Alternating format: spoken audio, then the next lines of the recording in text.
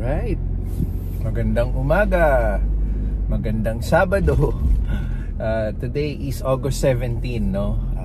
Driving tayo ngayon papunta sa Muntinlupa Sports Complex dahil merong baseball tune-up game si Pixar.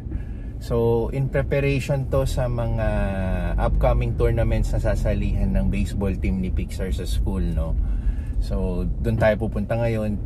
Si Teens hindi siya makaka-attend today dahil maya-maya meron siyang makeup gig, and also ongoing yung pagluluto nila sa party tray orders natin. So tayo naman hindi tayo magdi-deliver ngayon ng party tray orders dahil after nilang lutuin yung orders, ilalala-move lang yata nila yon, no, sa ating client. Yun. So tayo ngayon ang pupunta sa baseball game ni Pixar para manood. So mag-vlog din naman natin, no? Nakalimutan ko na kung sino yung kalaban nila ngayon, no, for the tune-up game. So malalaman na lang natin mamaya. And also since August 17 ngayon, umaga, August 16 pa lang ngayon sa US, no? So sa US naman, gusto ko lang i-greet ng happy birthday si Baby Mateo. Baby pa ba?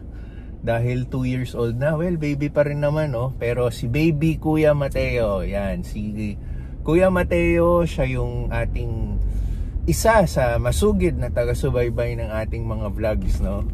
So, happy birthday sa'yo, Baby Mateo, Baby Kuya Mateo. And kamusta sa inyo, Titos, Kay, and ang kanilang bagong baby na si Baby Katie. Yan, baby girl Katie. Yan.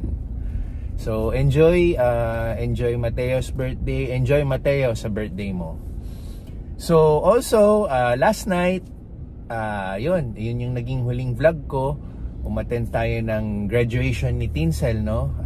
Kumuha kasi siya ng postgraduate certificate course sa digital marketing sa AIMS, sa Asian Institute of Management. So 6 months niyang kinuha yon, once a week class, I think 1 or 2 hours a week. Natapos niya. Ito, yun nga, nag-graduation na siya kahapon. So yeah, congratulations din kay Mrs., no, sa kanyang graduation. So nasama nga natin sa vlog yun, i-check nyo na lang. Yun yung naging last vlog natin. And what else? So yun, drive muna tayo, punta muna tayo Muntinlupa para panoorin si Pixar at of course support natin, no?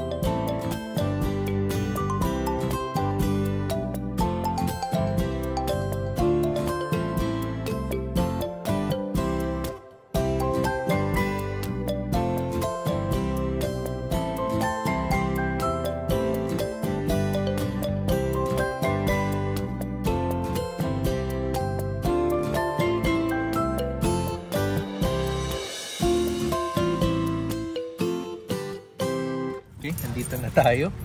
Medyo nahirapan tayo makahanap ng parking.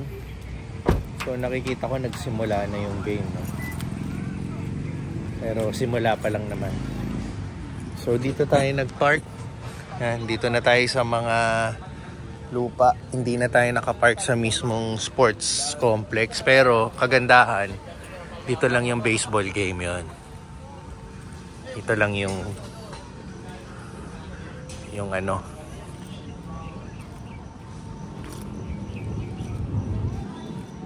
So dito sila ngayon, no. Before kasi ito yung track and field sa likuran natin. Before kasi doon yung game nila. Mas mainit doon, at least dito may mga puno, malilim. Yun nga lang, medyo maputik-putik. Pero okay lang, ganun talaga yung game nila, no? Natudumihan talaga sila. So, ayun si Pixar. Yan. So, defense sila ngayon.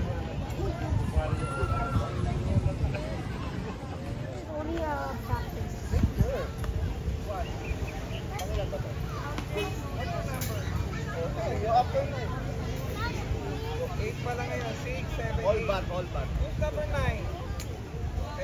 Love smoke, yun na lang target. Tuloy siya target. Nice.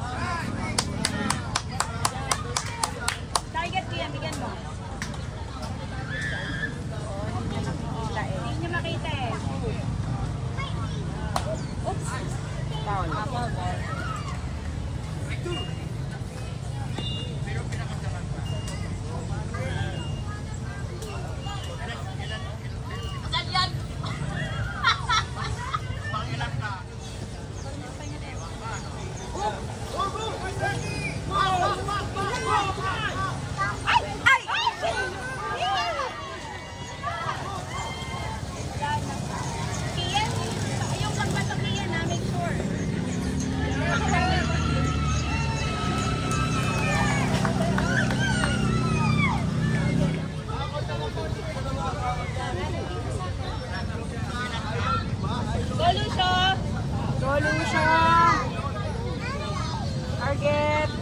Target.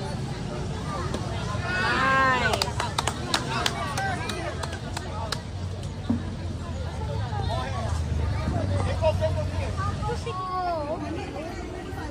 I want even more. About more. Coach, anong tawag sa role nila? Anong tawag sa kanila pag ganyan? Division nila? Hindi, ito yung saksya. Anong tawag sa kanya? Yung role niya? Pag ganyan ang suot niya? Utility. Mas magandang player ganun, sir. Kasi kahit anong position, pwede niyang laruin. Oh, okay. Nagpipik siya, nagka-catch. Kumbaga all around, no? All around. Ako lahat, kaya lang hindi ako nagka-catch. Ayun. Yung ngala ko nagkaganto. Hindi daw! Stupid.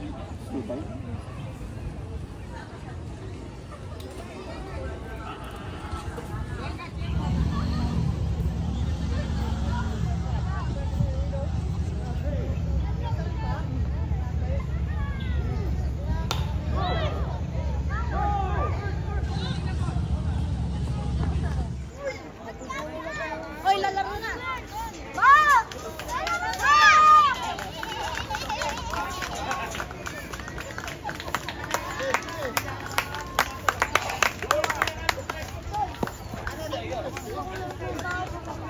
Wait.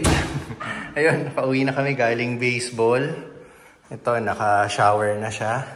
And, kaya ako binivideohan ngayon si Pixar. Wait lang. Meron kasing regalo yung ninong niya galing Amerika, si Titos. Yun, di ba? Birthday nga ni Mateo ngayon, no? Sa US.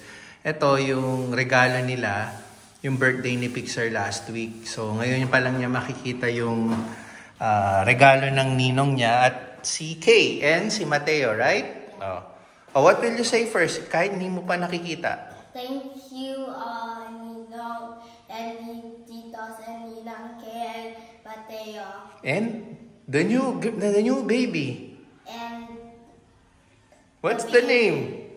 Katie! and Katie. Nakalimutan. Sige, open na. Oh! You like? Ito po yung gift nila. Yan. Tos, kay Mateo, and baby girl Katie. Thank you sa gift nyo kay Pixar. Yan. You like it? Yeah. Okay.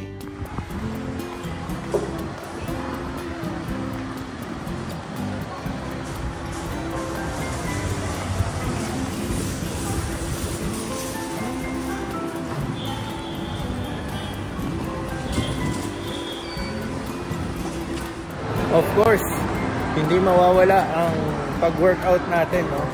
dahil bakante na yung rest of the day natin. Si Pixar hinatid ko sa bahay ng lolo at lola niya, sa in-laws ko.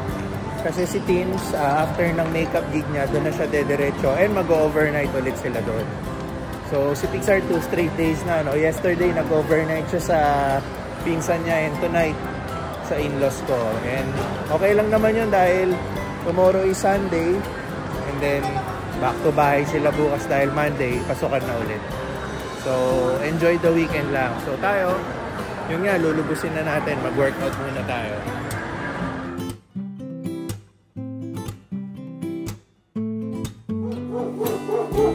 Yan, tumatahol na. It's doorbell.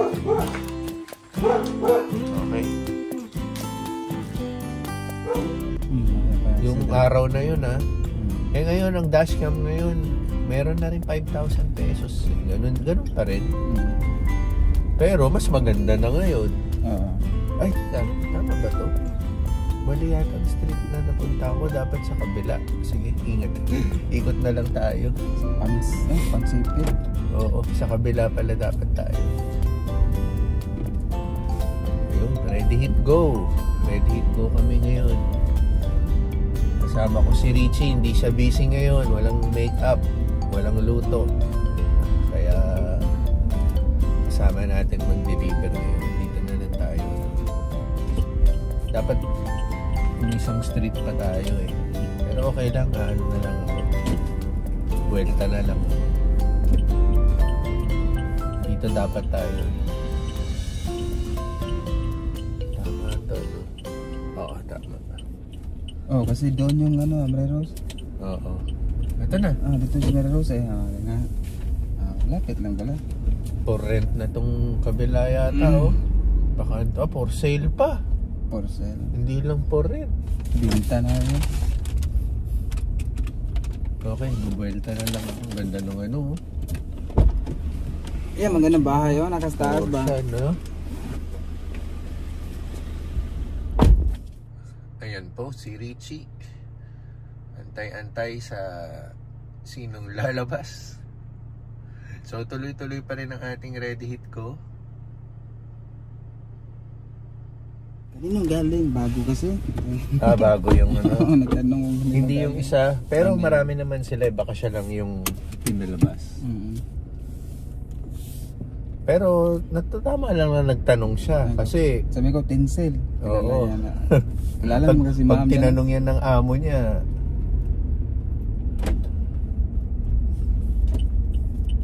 Okay, next doon na tayo mag-ayos.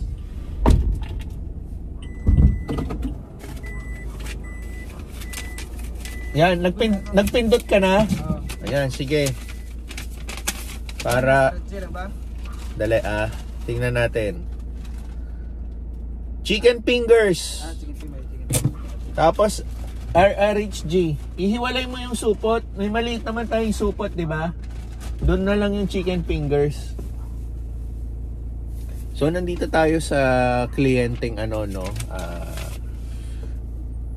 minsan ang tagal lumabas kasi tulog pa.